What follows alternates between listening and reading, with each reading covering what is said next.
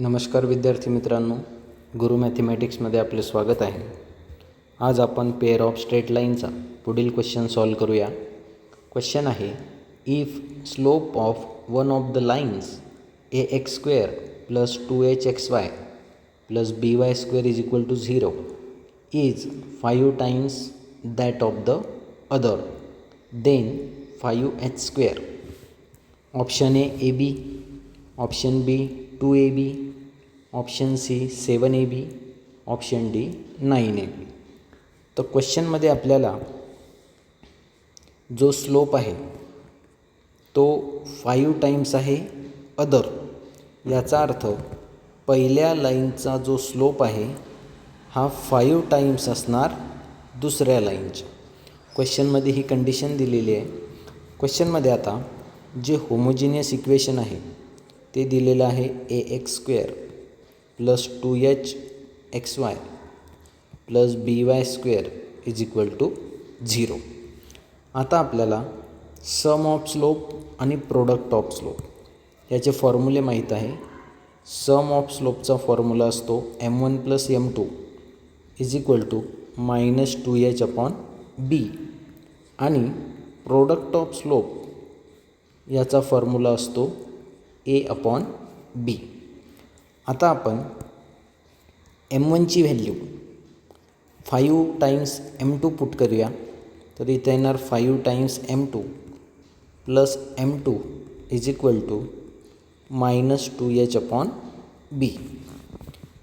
5 m2मध्ये m2 जर add केला तर येणार 6 m2 is equal to -2h/b. इथं होणार 2 1 जा 2, 2 3 जा 6.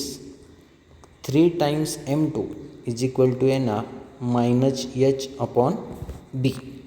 इथून जर m2ची व्हॅल्यू फाइंड केली तर ती येणार -h/3b.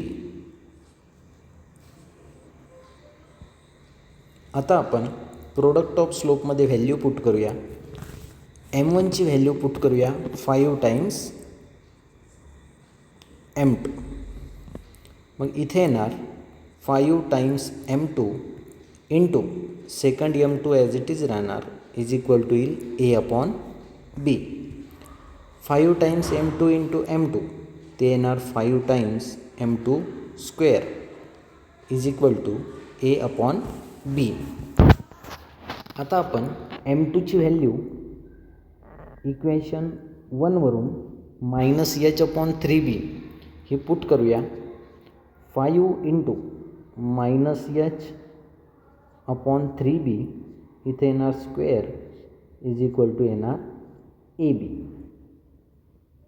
Then 5 as it is -h² केल्यानंतर तो पॉझिटिव्ह होणार. अपॉनमध्ये 3चा स्क्वेअर केल्यानंतर 9 होणार आणि bचा स्क्वेअर केल्यानंतर येणार b² is equal to a/b. RHSमधला b आणि LHSमधला b या ठिकाणी कॅन्सल होणार. मग आपल्याजवळ राहणार 5h²/9b is equal to a.